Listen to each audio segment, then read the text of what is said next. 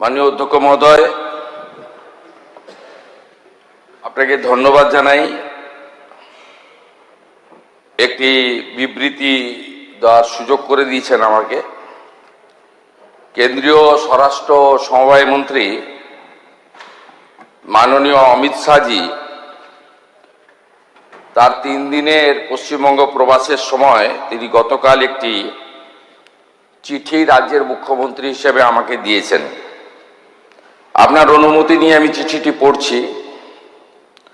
চলতি বছরটি ভারতের মহান শিক্ষাবিদ, রাষ্ট্রনায়ক এবং প্রখর চিন্তাবিদ ডক্টর শ্যামাপ্রসাদ মুখার্জির 125তম জন্মবার্ষিকী।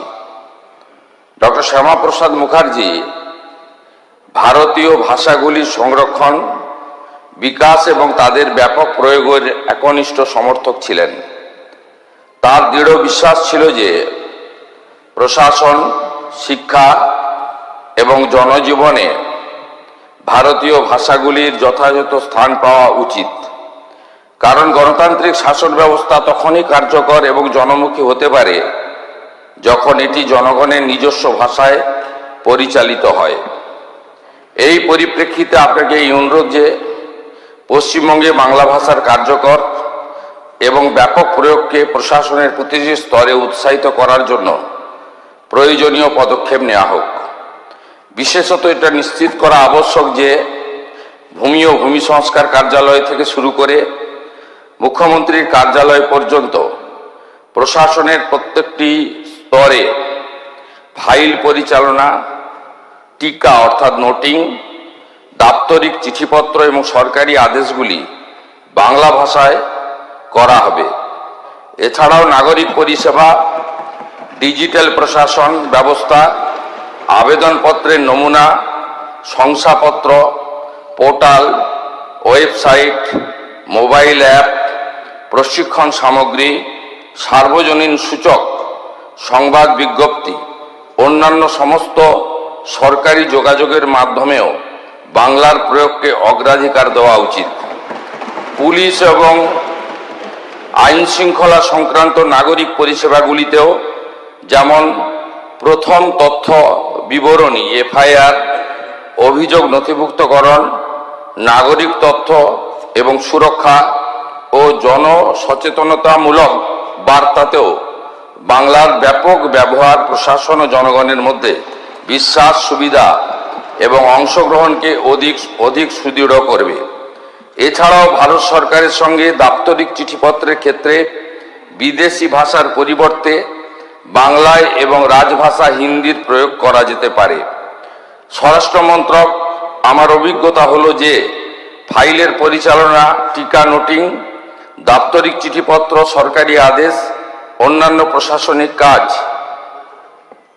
হিন্দিতে সম্পূর্ণ দক্ষতা, স্বাচ্ছন্দ্যে সম্পাদিত হচ্ছে। এই অভিজ্ঞতা ভারতীয় ভাষায় সুশাসন এর সম্ভাবনাকে আরও সুদৃঢ় করে। এই লক্ষ্যে স্বরাষ্ট্র মন্ত্রকের রাজভাষা বিভাগের অধীন প্রতিষ্ঠিত ভারতীয় ভাষা অনুভাগ এবং এটির দ্বারা বিকশিত ভারতী বহুভাষিক অনুবাদ সারথী সফটওয়্যার রাজ্য সরকারের জন্য উপযোগী হতে পারে।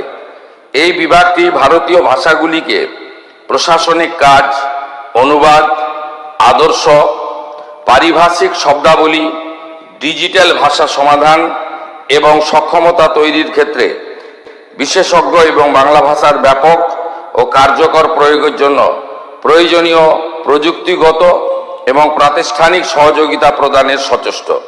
আমি বিশ্বাস করি যে ডক্টর শ্যামাপ্রসাদ মুখার্জির 125তম জন্মবার্ষিকীর এই বিশেষ উপলক্ষে আপনার সরকার ভারতীয় ভাষাগুলির বিকাশ এবং প্রশাসনে এগুলির ব্যাপক ব্যবহারের জন্য কার্যকর পদক্ষেপ নেবে।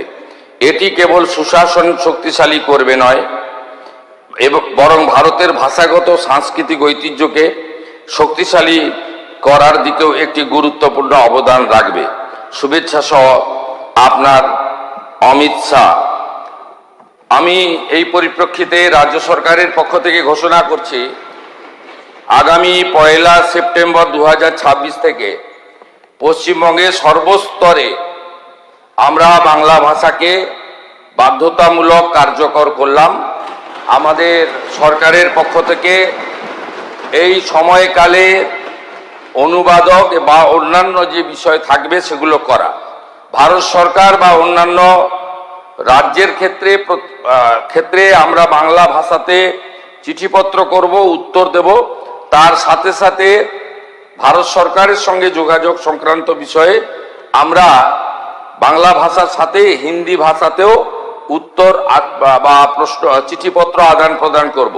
কিন্তু এই রাজ্যে সামগ্রিকভাবে সমস্ত সরকারি ক্ষেত্রে 1/9/2026 থেকে বাংলা ভাষাকে, আমাদের মাতৃভাষাকে আমরা এখানে কার্যকর করার সিদ্ধান্ত গ্রহণ করে মাননীয় কেন্দ্রীয় স্বরাষ্ট্র সমবায় মন্ত্রীর যে উপদেশ তাকে আমরা গ্রহণ করার সিদ্ধান্ত পশ্চিমবঙ্গ সরকারের পক্ষ থেকে ঘোষণা করলাম।